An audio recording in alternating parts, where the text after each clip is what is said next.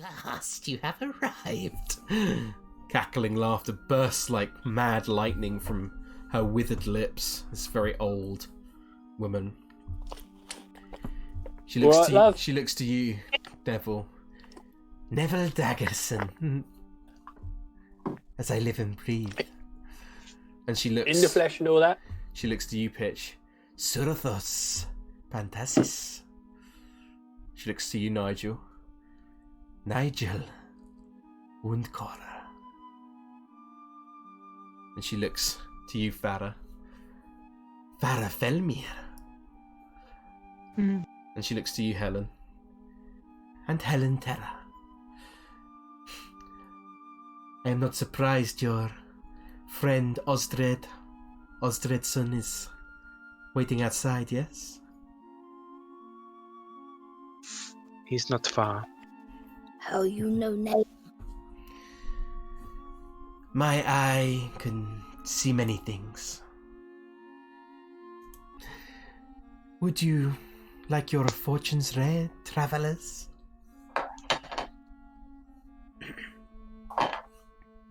Yes, I'll go first. Very well. She produces a worn deck of cards that look familiar to you, Pitch. Did I see them in the dream? You did, yeah. Oh yeah, of course I did. She was holding them up in the mist one card. And then I will move you to this screen. Ooh. Before Oh god, I'm scared. she draws 5 cards on the table. Come, gather round. The fortune of one concerns the fortunes of many. Do you all gather round? Hell yeah. Okay. Farrell will briefly, but she wants to keep an eye out. Okay. If any of you aren't gathering Never- around, then let me know. Neville's like currently treating this whole thing almost like he would have been to a fair, and fairs have, silly. Definitely, things like yeah. this. Definitely has that vibe about it. Yeah, go on then. Pitch is completely the opposite because of what you saw earlier. Everything's like whirling around in his head, and anyone close to him probably sees like shaking slightly, but he's got a determined look on his face. She kind of looks to you, Pitch, with that, and she says, "Don't be scared, child. There is nothing to fear." I'm ready. She takes the card on the left, and she says, she pulls it up and looks at it and smiles, and she says, "This card tells of history. Knowledge of the ancient will help you better understand your enemy." And she places the card down on the table, flipping it over. Oh. The Nine of Stars, the Conjurer. My eye, it sees a dead village, drowned by a river, ruled by one who has brought great evil into the world. Your knowledge lies here.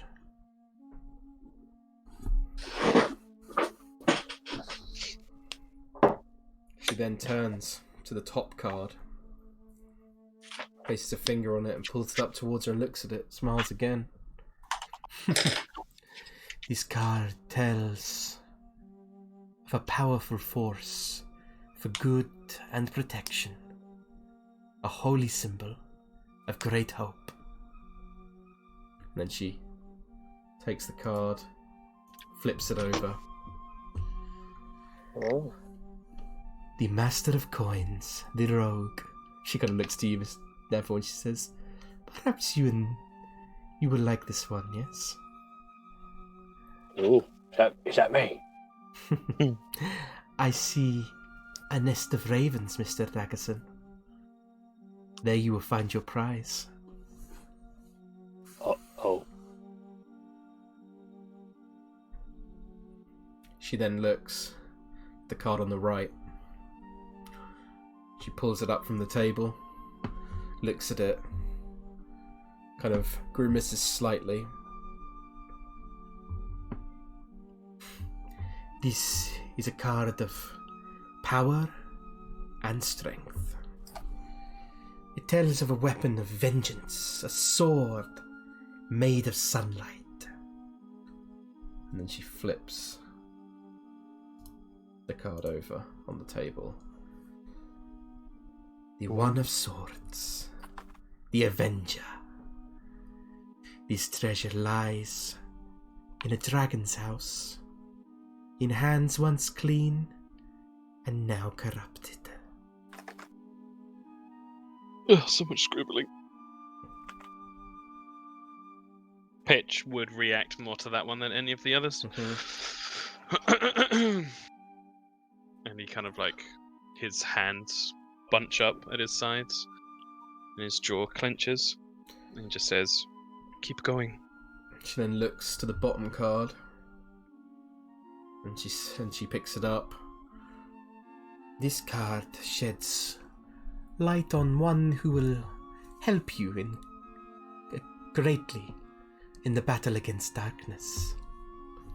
She then places the card upon the table. The Joker. She kind of starts chuckling, and it's kind of a horsey chuckle with a slightly croakiness to it. Look for an entertaining man with a monkey. This man is more than he seems.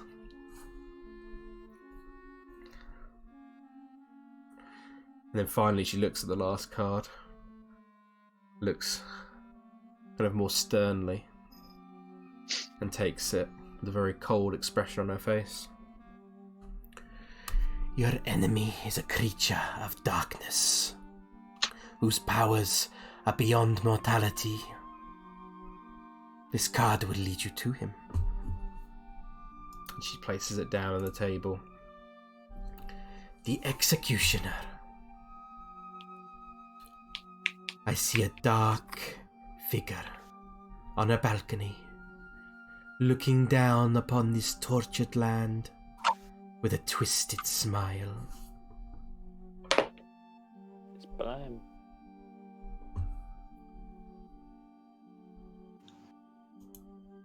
Pitch kind of like reaches out towards the Avenger card and goes to like touch the edge of it. As you do, she reaches her hand forward and she places it upon yours Twitch then. Twitch! On yours, Pitch. And her face is like before has been quite kind of very mysterious and confident. But as she does place her hand upon yours, things go a bit sort of sour for a second. Good. She kind of like brings her hand back fast from yours. And she looks shocked and... My eye did not see this. You are touched by her. She starts heavily breathing.